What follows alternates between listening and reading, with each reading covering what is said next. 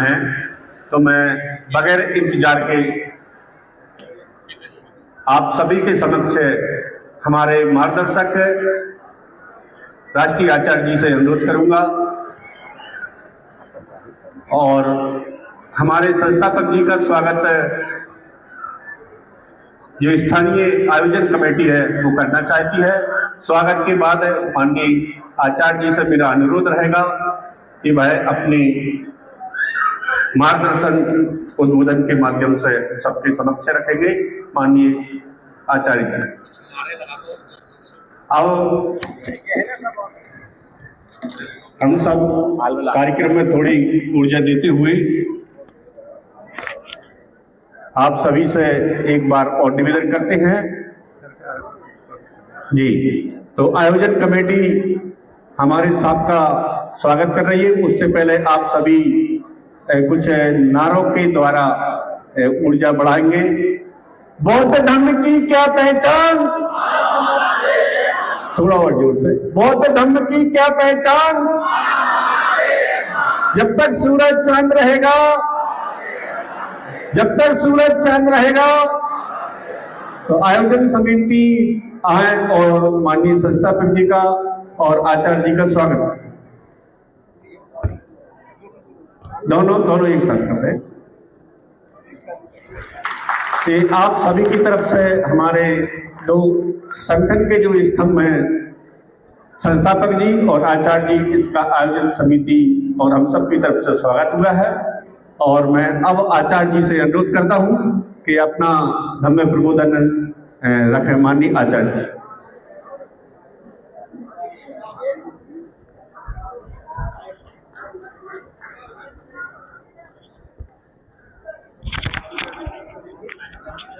महाकारुणिक तथागत सम्यक संबुद्ध, इनको मैं 3 बार वंदन करता हूँ, अभिवादन करता हूँ। बोधिसत्व परम पूज्य डॉक्टर बाबा साहब अम्बेडकर, इनको भी मैं श्रद्धा सुमन अर्पित करता हूँ, अभिवादन करता हूँ। अशोक विजयादशमी के इस अवसर पर इस बार हम सब लोग नागपुर में आए हुए हैं। ऐसे अवसर पर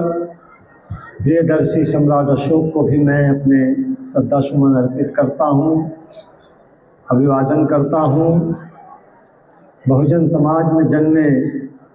सभी महापुरुषों को मैं अपने श्रद्धा सुमन अर्पित करता हूँ, अभिवादन करता हूँ, वंदन करता हूँ। 3 दिन के इस कार्यक्रम में हमारा मार्गदर्शन कर रहे हमारी संस्था के प्रमुख आदरणीय धर्म प्रकाश भारती साहब, हमारे कार्यवाहक अध्यक्ष सम्माननीय बादल सिंह बौद्ध जी, हमारे सभी पदाधिकारीगण और देश के विभिन्न राज्यों से आए हुए हमारे सभी उपासकगण, उपासिकाएं और बच्चों। 12 तारीख का जो कार्यक्रम था वो धम्म दीक्षा का कार्यक्रम था और हमारे लिए ये बड़ा अविस्मरणीय रहेगा कि जो हम लोगों ने दीक्षा ली है वो एक तो हमारी जो सबसे पवित्र भूमि है,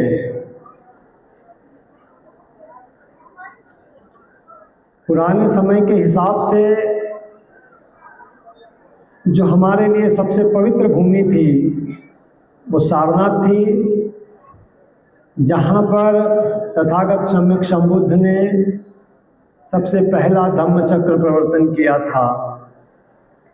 लेकिन आज के इस दौर में सारनाथ के ही बराबर की पवित्र भूमि जो है वो नागपुर है, जहाँ पर बोधिसत्व परम पूज्य बाबा साहब अम्बेडकर ने अपने लाखों अनुयायियों के साथ में धम्मचक्र प्रवर्तन किया था। और ऐसी पवित्र भूमि पर हमें दीक्षा लेने का अवसर मिला।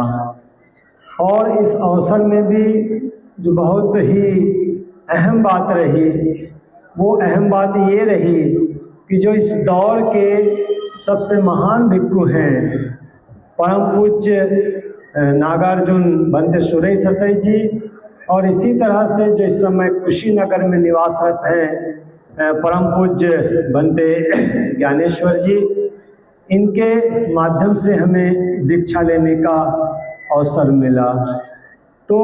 जैसा कि अभी हम लोग सम्राट अशोक का यहाँ पर मंचन जो हो रहा था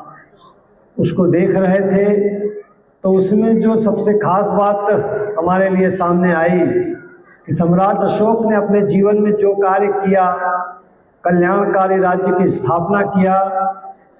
या जैसे कि हम लोग इतिहास के माध्यम से अब जानते हैं कि सम्राट अशोक का जो कार्यकाल है वो पूरी दुनिया में सर्वश्रेष्ठ कार्यकाल रहा और उस युग को स्वर्ण युग कहा जाता है। लेकिन जो हमारे सीखने की बात है कि ऐसे अवसर पर जब हम इस पवित्र भूमि में आए हुए हैं, यहाँ पर हमने बुद्ध धम्म की दीक्षा लिया है, महान भिक्षु संघ के माध्यम से हमने दीक्षा लिया है, और वहाँ पर 22 प्रतिज्ञाएं भी हम लोगों ने ग्रहण की है। और आज जो यहाँ पर मंचन हुआ है, इस मंचन में भी जो सीखने के लिए हमको बातें मिली है, वो क्या बातें मिली है कि जैसे आप संविधान देखते हैं, संविधान की जो प्रियम्बल है, हमारा जो भारत का संविधान है, उसका जो प्रस्तावना है, प्रस्तावना में आखिरी में बाबा साहब अम्बेडकर ने क्या लिखा है, तो प्रस्तावना में लिखा है कि हम इस संविधान को आत्मार्पित करते हैं, अंगीकृत करते हैं, अधिनियमित करते हैं। इसका मतलब ये है कि संविधान में जो कोई भी बातें लिखी गई हैं और जिसका मानवता के कल्याण से संबंध है,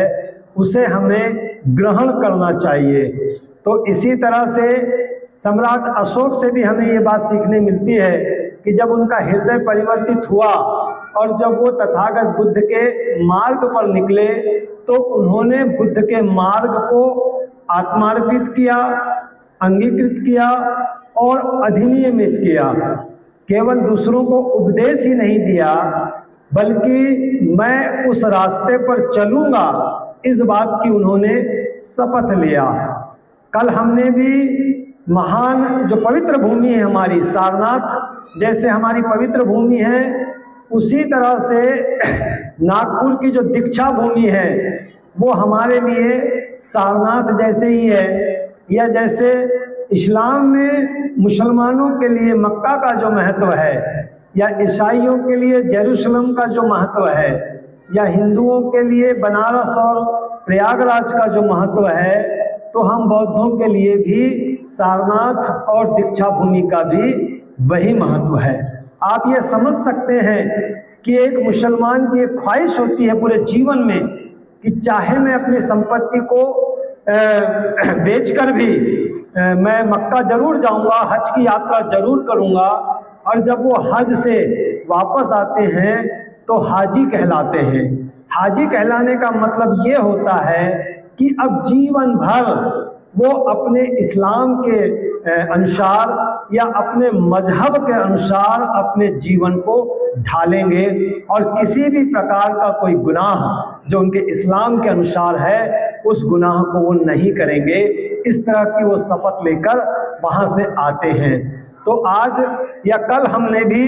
दीक्षा भूमि में आकर, पवित्र दीक्षा भूमि में आकर कि अब हम जो है भविष्य में अपने धम्म का आचरण करते हुए ही जाएंगे। जैसे सम्राट अशोक हमारे लिए एक आदर्श है कि उन्होंने जब कलिंग युद्ध के बाद अपने हथियार का त्याग किया, तो केवल हथियारों का त्याग ही नहीं किया या जनता के लिए कल्याणकारी योजना ही नहीं चलाई, बल्कि उन्होंने उस धम्म को आत्मार्पित किया, अंगीकृत किया, अधिनियमित किया। जैसा कि बाबा साहब अम्बेडकर ने हमारे संविधान में लिखा है, प्रस्तावना में लिखा है कि हम अपने इस संविधान को अंगीकृत करते हैं, आत्मार्पित करते हैं, अधिनियमित करते हैं। कोई चले ना चले, लेकिन हम अपने इस संविधान के अनुसार जरूर चलेंगे। तो इसी तरह से कल हमने महान पवित्र भूमि में और महान भिक्षुओं के माध्यम से कल हमने शपथ ली है कि अब हम आज से पूर्ण रूप से बौद्ध हो गए हैं। तो जो भी हमने कमजोरियां थी, जो भी हमें, जैसे बाबा साहब ने बुद्ध और उनके धम्म में आखिरी में लिखा है कि हमें अनंत कमजोरियां हैं, हम एक एक करके उनका अंत करेंगे। तो कल तक जो भी हमारे बीच में कमजोरियां रही होगी, हमारे आचरण में, हमारी वाणी में, हमारे जीवनचर्या में, हम जो भी अपना कार्य करते हैं, जो भी प्रोफेशन में है, तो जिसमें भी हमें गलती करते हो तो उनमें हम अब सुधार करने की कोशिश करेंगे और अपने धम्म को आत्मार्पित करेंगे, अंगीकृत करेंगे, अधिनियमित करेंगे, ताकि हम अपने धम्म की पताका पूरे देश में, दुनिया में फहरा सके। हमको देखकर, हमारे व्यवहार को देखकर, हमारे चरित्र को देखकर, हमारे कार्य को देखकर, हमारी वाणी को देखकर लोग ये महसूस कर सके कि ये जो बौद्ध हैं ये दूसरे धर्म को मानने वालों से श्रेष्ठ दिखाई पड़ते हैं, इनका कार्य श्रेष्ठ दिखाई पड़ता है। आप जिस प्रोफेशन में भी हैं, आप कोई टीचर हैं, आप कोई इंजीनियर हैं, कोई डॉक्टर हैं, या कोई पटवारी हैं, या जो भी हैं, जिस सेवा में भी आप लगे हैं, आपके पिता की इतनी हैसियत नहीं थी कि आपको इस कार्य के लिए वो भेज सकते थे। बाबा साहब के संघर्षों से आपको ये अवसर मिले हैं। तो जिस कार्य में भी आप लगे हुए हैं, जिस सरकारी नौकरी में भी आप लगे हैं, किसी धंधे पानी में आप लगे हुए हैं, तो आपको ये शपथ लेकर यहाँ से जाना चाहिए कि मैं अपने उस कार्य को, क्योंकि हजारों साल के बाद हमको अपने धर्म को, अपने धम्म को दुनिया का सर्वश्रेष्ठ धर्म बनाने का अवसर मिला है। तो जो भी मुझे अवसर मिला है कार्य करने का इस देश में बाबा साहब अम्बेडकर के प्रयासों से, तो मैं अपने कार्य का संपादन इस तरह से करूंगा या करूंगी कि लोग ये कह सकें कि ये केवल किशोर बौद्ध नहीं है, बल्कि ये एक बौद्ध धर्म का अनुयायी है जो अपने कार्य को दूसरे धर्म वालों से भी ज्यादा श्रेष्ठ तरीके से संपादित करता है। इस तरह का प्रयास हमको करना बहुत जरूरी है, ताकि केवल उपदेश से काम चलने वाला नहीं है, या बौद्ध धर्म की आप कितनी अच्छी व्याख्या करते हैं इससे काम चलने वाला नहीं है, या इतिहास को आप कितना जानते हैं इससे काम चलने वाला नहीं है। हमारा चरित्र, हमारी वाणी, या हम अपने कार्य को किस तरह से संपादित करते हैं, ये बड़ा महत्वपूर्ण है। महिलाएं जो बैठी हैं, जो उपासिकाएं बैठी हैं, इनको भी इस बात का एहसास होना चाहिए कि हजारों साल तक हमारा शोषण, सबसे ज्यादा यदि शोषण इस व्यवस्था में रहा है तो दलितों से भी ज्यादा, अनुसूचित जाति से भी ज्यादा, अछूतों से भी ज्यादा यदि शोषण किसी का हुआ है तो वो महिलाओं का हुआ है। और हमको आज आज़ादी का अवसर मिला है, तो इस आज़ादी के अवसर को केवल खाना बनाने में या इसकी उसकी आलोचना करने में ही या अपने पति के कार्य में बाधा बनने में ही नहीं गुजार देना चाहिए, बल्कि ये समझना चाहिए कि हजारों साल के बाद बाबा साहब अम्बेडकर के संघर्षों से, बाबा साहब अम्बेडकर के प्रयासों से हमको आज़ादी का जीवन मिला है। तो हम अपने पति के साथ या अपने बच्चों को भी इस तरह की प्रेरणा दें कि डॉक्टर बनने से भी बड़ा कार्य, इंजीनियर बनने से भी बड़ा कार्य, थानेदार पटवारी बनने से भी बड़ा कार्य जो है अपने धम्म का प्रचार प्रसार करना है। तो ये इस तरह की बातें लेकर भी हम नागपुर से जाएंगे, ऐसी शपथ लेकर हमको जरूर जाना चाहिए। कल का भी दिन आपके पास में और दीक्षा भूमि जाने का है, जहां आप जाकर पुनः ये शपथ ले सकते हैं। बौद्ध धर्म की बात भी है तो दो तरह की बातें हमारे देश में चलते रहती हैं, लेकिन बाबा साहब अम्बेडकर हमारे लिए एक रोल मॉडल की तरह हैं, आदर्श की तरह हैं। बुद्ध के बाद 2500 साल पहले यदि कोई बुद्ध पुरुष हुए थे तो वो तथागत सम्यक संबुद्ध हुए थे, लेकिन 2500 साल के बाद बुद्ध के बराबर का कद किसी का होगा ज्ञान के क्षेत्र में तो वो बाबा साहब अम्बेडकर का था। और बाबा साहब अम्बेडकर ने बौद्ध धर्म को समझने के लिए हम सभी लोगों के लिए किताबें लिखकर दी है, और उन्होंने हमसे ये आग्रह किया है कि जिन किसी को भी तथागत बुद्ध के मार्ग को अपनाना है तो तथागत बुद्ध के मार्ग को समझने के लिए मैं 3 किताबों का उन्हें सुझाव देता हूँ। वो मेरे द्वारा लिखी 3 किताबें अवश्य पढ़ें। यदि ये 3 किताबों को अपना मार्गदर्शक स्वीकार करते हैं तो उन्हें कहीं पर भी कोई गलतफहमी नहीं होगी। तो बाबा साहब अम्बेडकर ने जो 3 किताबों का सुझाव दिया है, जिनको जैसा सम्मान मिलना चाहिए था इस दुनिया में, तो वैसा सम्मान अभी तक मिल नहीं पाया है। लेकिन हम जो उनके अनुयायी हैं, हम सब पर बाबा साहब अम्बेडकर का बड़ा कर्जा भी है। तो हमारी ये ड्यूटी बनती है कि उन ग्रंथों को, जिनके लिए बाबा साहब अम्बेडकर ने कहा कि जिन्हें बौद्ध धर्म को बेहतर तरीके से समझना है, तो उन्हें ये 3 महान ग्रंथों को जरूर पढ़ना चाहिए, अपने पास जरूर रखना चाहिए। जैसे एक मुसलमान होता है, वो सारी संपत्ति छोड़कर कहीं चले जाए, लेकिन अपने धर्म ग्रंथ को छोड़कर नहीं जाता, अपने साथ अपना जो उनका धर्म ग्रंथ है वो कुरान, उस कुरान को जरूर लेकर जाता है। एक ईसाई है, वो अपने धर्म ग्रंथ को जरूर लेकर जाता है, सब कुछ छोड़कर चला जाएगा लेकिन अपने धर्म ग्रंथ को जरूर साथ में रखता है। आपको याद होगा अफगानिस्तान में जब तालिबान की सरकार बनी, तालिबानियों ने कब्जा किया, तो कुछ बाहरी लोगों को अफगानिस्तान छोड़ना पड़ा था। तो उसमें एक जो मीडिया के माध्यम से एक जानकारी जो आई थी कि एक सरदार जी थे जो वहाँ सांसद रहे थे, उनको अपनी सारी संपत्ति छोड़कर भारत आना पड़ा था। लेकिन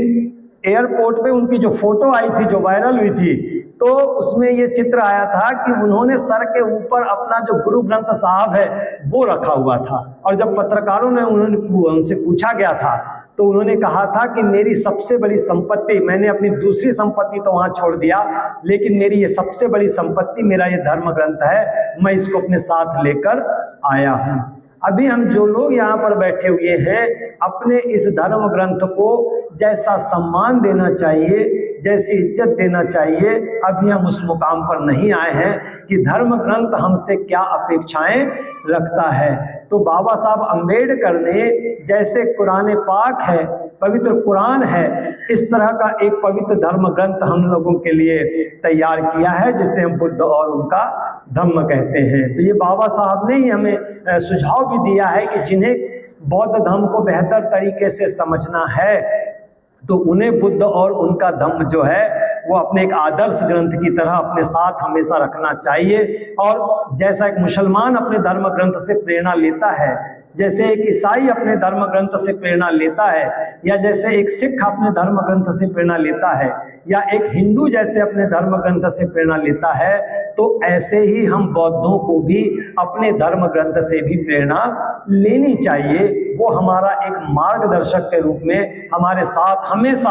होना चाहिए, ताकि हम अपने मार्ग से विचलित ना होने पाए। दूसरा जो ग्रंथ बाबा साहब अम्बेडकर ने हमें सुझाया है वो क्रांति और प्रतिक्रांति है। प्राचीन भारत में क्रांति और प्रतिक्रांति कि हमारा जो नजरिया होना चाहिए वो इसी दिशा में होना चाहिए कि बाबा साहब ने तो इतिहास भी बताया है कि इतिहास में क्रांति किस तरह से हुई और प्रतिक्रांति ने उस क्रांति को कैसे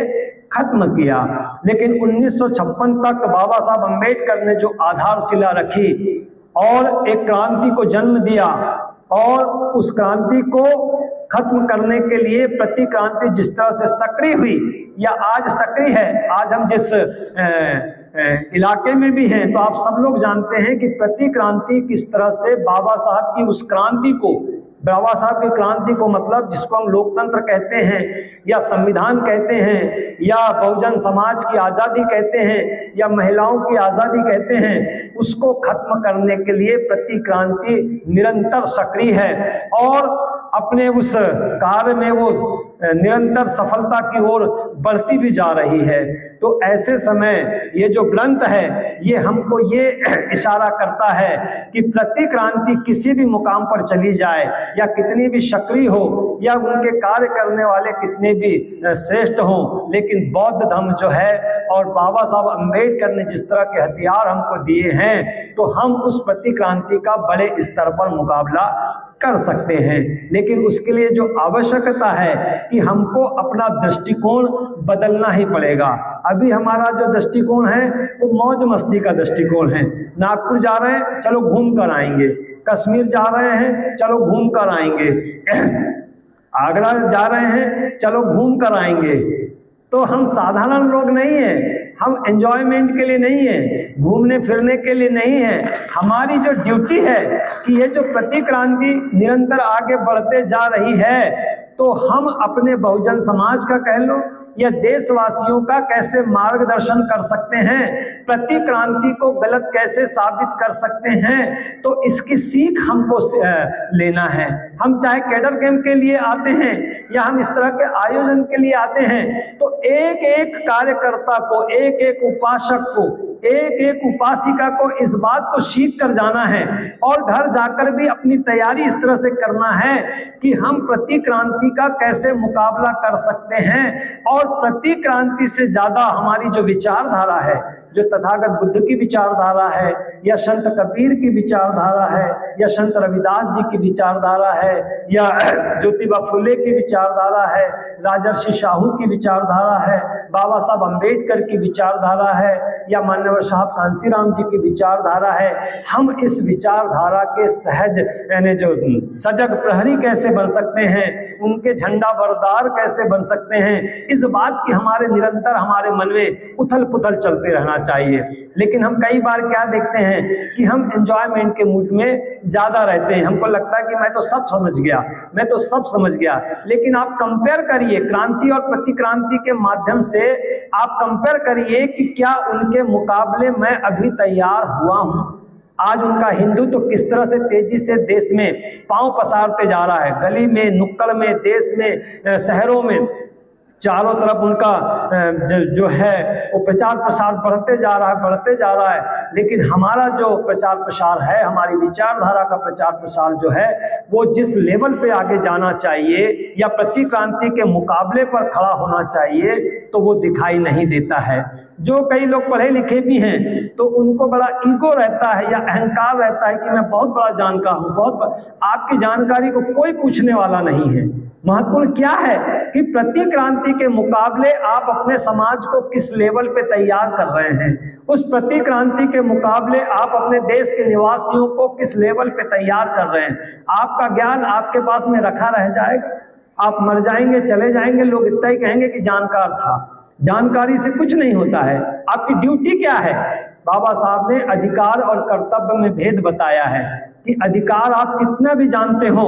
लेकिन यदि आप अपने कर्तव्यों के प्रति उदासीन हैं तो उसका कोई मायने नहीं। आप कितने बड़े पद पर चले गए, उसके कोई मायने नहीं है। आप अपनी ड्यूटी किस तरह से निभाते हैं, तो यहाँ से जो हमको सीख कर जाना है कि जैसे कल हमने दीक्षा लिया है या आज जैसे हमने सम्राट अशोक का नाटक देखा है, तो उसमें हमको क्या सीखने मिला है कि सम्राट अशोक का केवल हृदय परिवर्तित नहीं हुआ,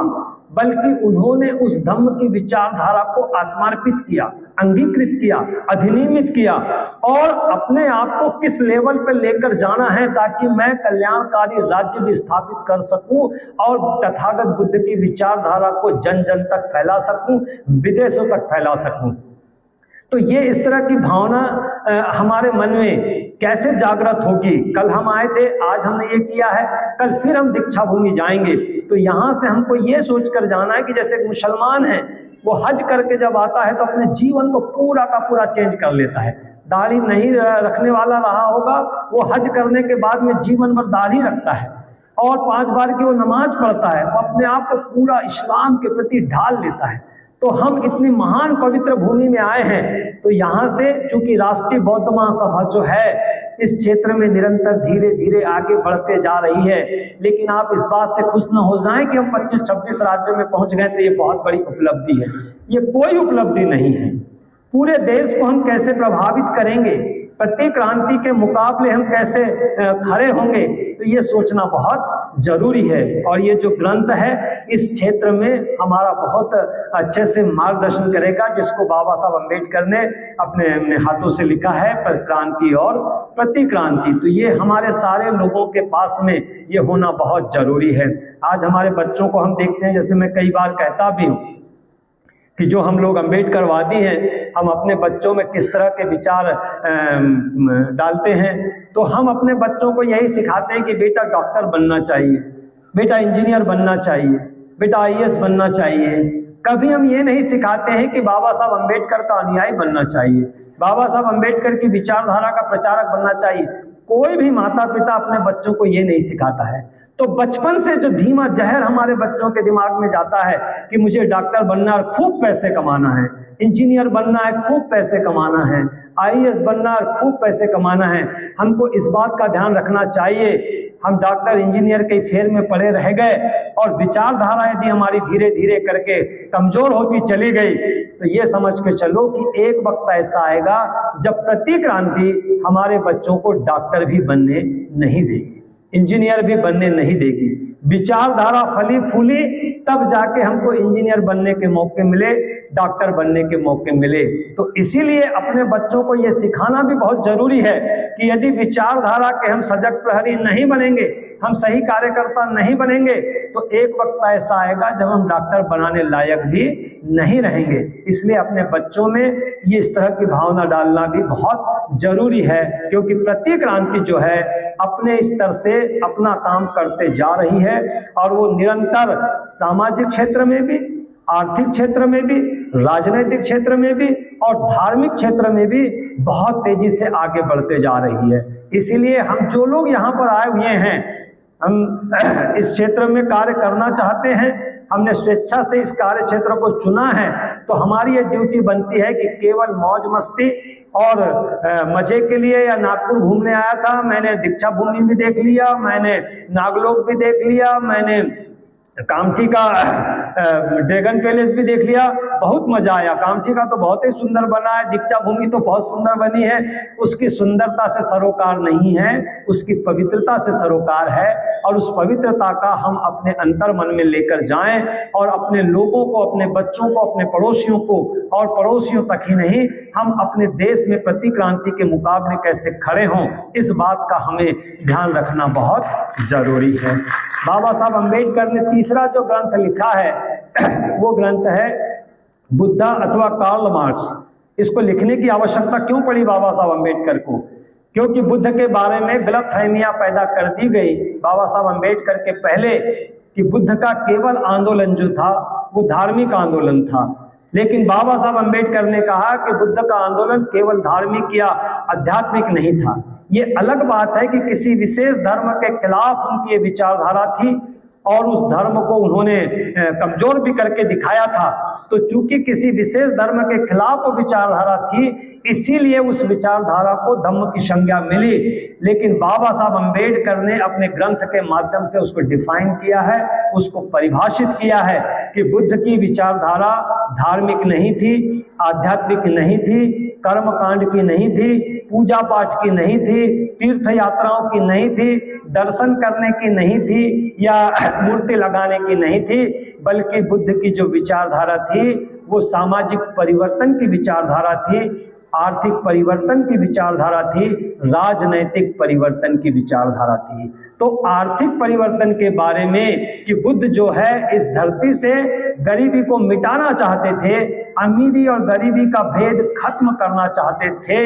इसीलिए बाबा साहब अम्बेडकर ने, क्योंकि दुनिया ऐसी मानती है कि अमीरी गरीबी का भेद करने केवल कार्ल मार्क्स निकला था, लेकिन बाबा साहब अम्बेडकर ने कार्ल मार्क्स को चुनौती दी कि कार्ल मार्क्स दुनिया में गरीबी को दूर करने के लिए नहीं निकला था, बल्कि कार्ल मार्क्स से पहले 2500 साल पहले तथागत गौतम बुद्ध थे जिन्होंने गरीबी दूर करने का उपाय बताया था। और उपाय बताया ही नहीं था बल्कि उसको करके भी बाद में दिखाया था। तो ये अमीरी गरीबी का भेद जो कार्ल मार्क्स के माध्यम से बाबा साहब अम्बेडकर ने जो तुलना करके दिखाया है कि कार्ल मार्क्स ने भले ही 2500 साल पहले आंदोलन चलाया भी हो, लेकिन उसका आंदोलन मानवता के हिसाब से या मानवता के कल्याण के हिसाब से सही नहीं था, क्योंकि कार्ल मार्क्स जो है वो गरीबी मिटाने के लिए हिंसा का सहारा लेना चाहता था। लेकिन 2500 साल पहले तथागत गौतम बुद्ध ने बगैर हिंसा का सहारा लिए गरीबी कैसे दूर की जाती है, बगैर कत्ल किए, बगैर खून खराबा किए या खून का कतरा बहाए भी गरीबी कैसे दूर की जा सकती है, ये 2500 साल पहले तथागत बुद्ध ने बताया था। ये बाबा साहब अम्बेडकर ने 2500 साल के बाद में दुनिया के सामने इस बात को रखा। और इतना ही नहीं, जो महत्वपूर्ण बात है, जो हमारे भी सीखने के लिए है, वो सीखने के लिए क्या है कि कार्ल मार्क्स के बारे में बाबा साहब अम्बेडकर ने बताया है कि कार्ल मार्क्स ने अपने कार्यकर्ताओं के लिए ऐसा कोई संपत्ति का निर्धारण नहीं रखा कि जो उनका कार्यकर्ता होगा उसके पास में कितनी संपत्ति होनी चाहिए, लेकिन उसमें गुंजाइश ये बनी रहती है कि जब सत्ता का परिवर्तन होगा तो सत्ता के परिवर्तन के बाद संपत्ति की लूटपाट जो होगी, तो उस लूटपाट में सबसे पहले जो पार्टी होती है कह लो या विचारधारा होती है, उसका कार्यकर्ता ही सबसे पहले लूटने में शामिल होता है। ये कार्ल मार्क्स की विचारधारा में है। लेकिन तथागत ने 2500 साल पहले क्या किया कि 2500 साल पहले तथागत बुद्ध जो थे वो आर्थिक समानता करने के लिए निकले हुए थे, गरीबी दूर करने के लिए निकले थे, लेकिन सबसे पहले उन्होंने अपने कार्यकर्ताओं पर ही लगाम लगा के रखी। उन्होंने सबसे पहले अपने कार्यकर्ताओं के संपत्ति का निर्धारण करके रखा कि कल को यदि परिवर्तन हो तो मेरा अपना कार्यकर्ता ही संपत्ति के लूट में शामिल न हो जाए। इसीलिए अपने उन भिक्षु संघ को, जो उनका कार्यकर्ता था, उसके लिए संपत्ति का निर्धारण करके रखा कि उनके पास केवल 8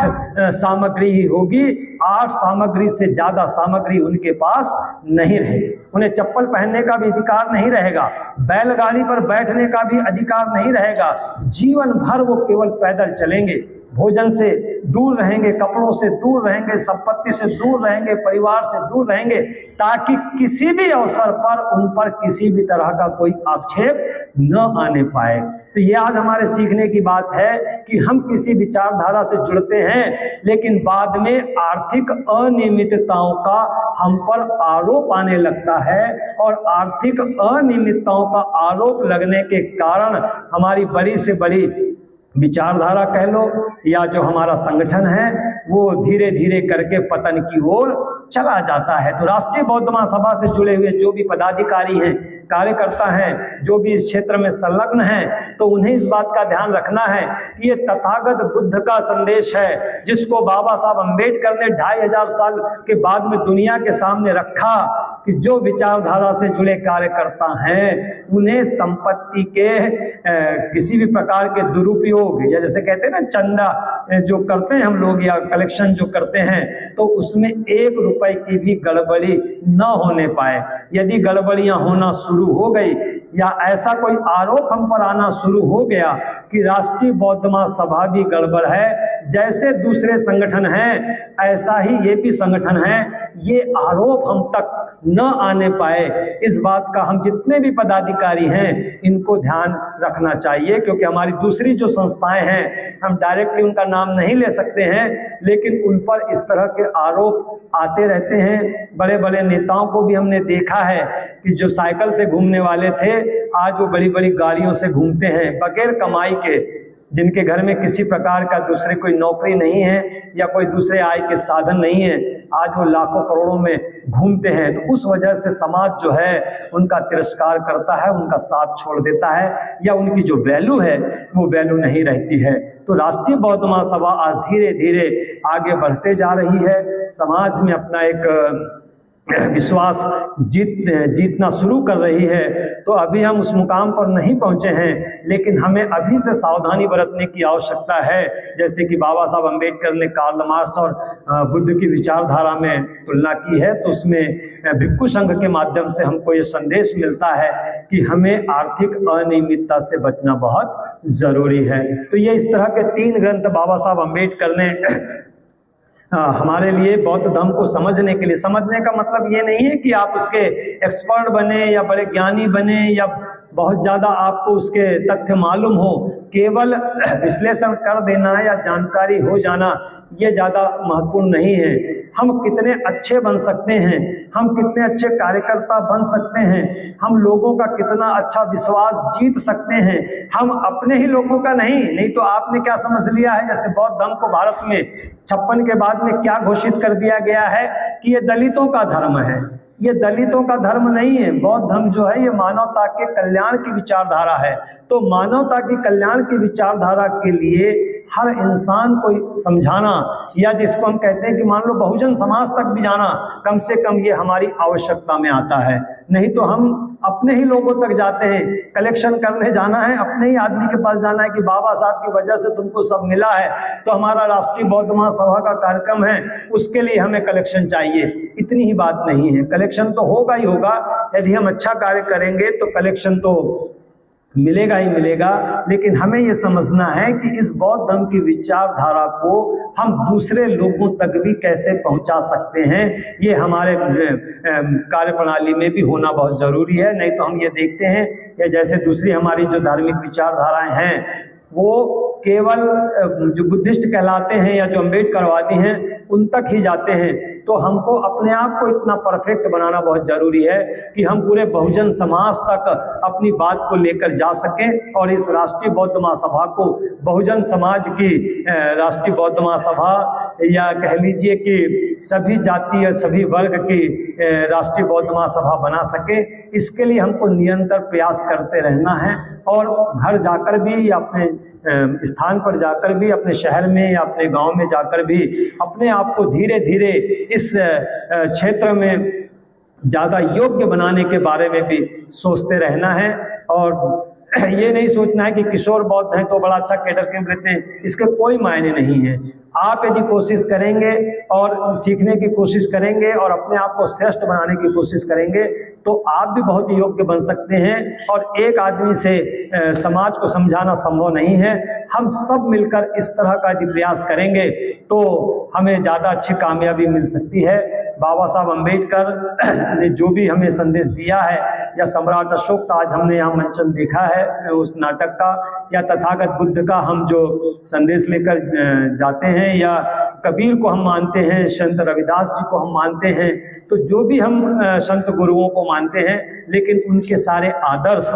अपने आप में हम समाहित करें और अपने आप को श्रेष्ठ कार्यकर्ता बनाकर अपनी इस राष्ट्रीय बौद्ध महासभा को देश में सबसे ऊपर लेकर जाएं। और केवल ऊपर लेकर जाना मकसद नहीं है, प्रति क्रांति के मुकाबले हम लोग खड़े हो सके, ऐसा हम विचार यहाँ से लेकर जाएं। कल भी हमने शपथ लिया है, आज भी हम बहुत कुछ यहाँ से सीख कर जा रहे हैं, और कल पुनः हम दीक्षा भूमि जाएंगे तो वहाँ से भी हम कुछ इसी तरह का यानी भाव लेकर जाएं या शपथ लेकर जाएं, ऐसी मैं आपसे आशा उम्मीद करता हूं। और यहाँ जो सम्मानपूर्वक मुझे बोलने का अवसर दिया गया तो मैं उसके लिए हृदय से आभार मानता हूं। आप सभी ने मुझे ध्यानपूर्वक सुना, उसके लिए मैं पुनः आपका हृदय से आभार मानता हूं। सभी को जय भीम, जय भारत।